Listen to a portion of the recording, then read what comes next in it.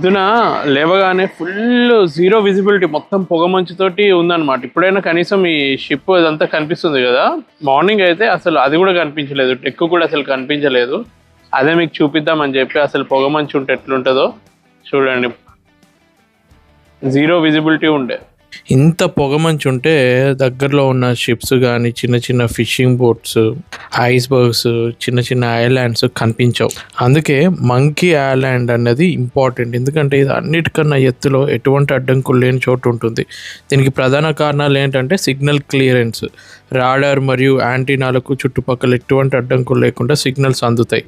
ఇప్పుడు మనము dish connection పెట్టించుకున్నప్పుడు కూడా ఆ యాంటీనాని టెర్రస్ మీద అన్నిటికన్నా మీద ఎటువంటి అడ్డంకులు లేకుండా మంచిగా సిగ్నల్ రావాలని ఎట్లా పెట్టుకుంటామో ఇది కూడా అంతే. ఇప్పుడు కనిపిస్తున్న ఈ రెడార్ అన్నది చాలా ఇంపార్టెంట్. రెడార్ అంటే రేడియో డిటెక్షన్ అండ్ రేంజింగ్.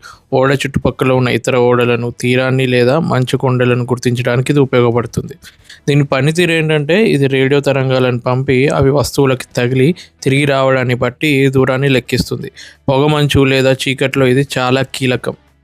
ఇప్పుడు మొత్తం పొగమంచు ఉంది, దగ్గరలో ఒక చిన్న టగ్ బోట్ వెళ్తుంది చూడండి, అది ఇక్కడ స్పాట్ అయిందనమాట. సో రెడార్లో ఇండికేట్ చేస్తుంది. సో బైనాక్యులర్స్ తోటి కానీ మళ్ళీ దాన్ని జూమ్ చేసి చూస్తామన్నమాట. ఓ దగ్గరలో వెళ్తుంది అని చెప్పి షిప్ తన కోర్సు చేంజ్ చేసుకోవాల్సిన అవసరం ఉంటే చేంజ్ చేసుకుంటుంది. మీ అందరికీ ఈజీగా అర్థమయ్యే విధంగా ఎక్స్ప్లెయిన్ చేస్తున్నాను. అంటే చాలామంది అడిగారు అసలు షిప్ ఎలా నడుస్తుంది అని చెప్పి. సో బేసిక్ ఐడియా మీకు ఇస్తున్నా. ఇక్కడ 2 రకాల రేడార్లు ఉంటాయి. ఒకటి ఎక్స్ బ్యాండ్ రేడార్, ఒకటి ఎస్ బ్యాండ్ రేడార్ అని. ఇక్కడ కనిపిస్తుంది మ్యాగ్నెటిక్ కాంపస్. ఎందుకంటే ఒకవేళ బ్లాక్అవుట్ అయ్యి అంటే విద్యుత్ సరఫరా ఆగిపోయినా లేదా ఎలక్ట్రానిక్ పరికరాలు పనిచేయకపోయినా ఇది భూమి యొక్క అయస్కాంత క్షేత్రాన్ని ఉపయోగించి దిశను చూపుతుంది. దీనిని మంకీ ఐలాండ్లో ఉంచుతారు. ఎందుకంటే ఖచ్చితత్వం కోసం, అంటే పరికరాలు ఓడలోని ఇనుము మరియు ఇతర ఎలక్ట్రానిక్ వస్తువుల ప్రభావానికి లోనవ్వకుండా ఉండడానికి ఇంత ఎత్తులో ఉంచుతారు. ఒకప్పుడు ఇంత టెక్నాలజీ లేని కాలంలో ఇలాంటి న్యాచురల్ పద్ధతిలో మ్యాగ్నెటిక్ కంపస్ తోటి ట్రావెల్ చేసేటోళ్ళు. ఇంకా చాలామంది నన్ను అడిగే ప్రశ్న, అన్న మీకు షిప్లో ఇంటర్నెట్ ఎట్లా, అసలు ఏమైనా సిగ్నల్స్ అందుతాయా అని చెప్పి. మీ అందరిలాగా కాకుండా మాకు శాటిలైట్ ద్వారా ఇంటర్నెట్ సిస్టమ్ నడుస్తుంది.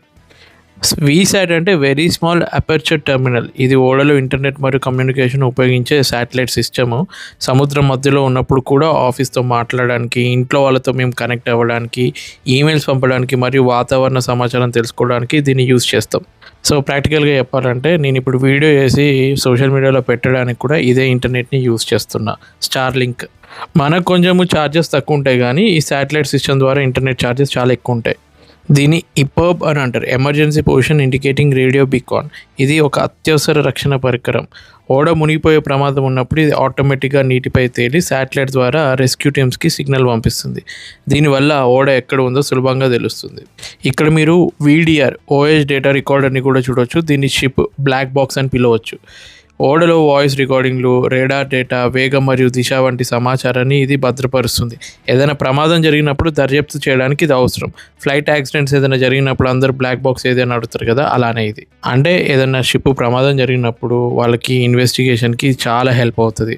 ఇంకా చెప్పాలంటే మంకీ ఐలాండ్లో ఎన్నో ఎక్విప్మెంట్ ఉన్నాయి. మెయిన్ ఎక్విప్మెంట్స్ గురించి డిస్కస్ చేశాను.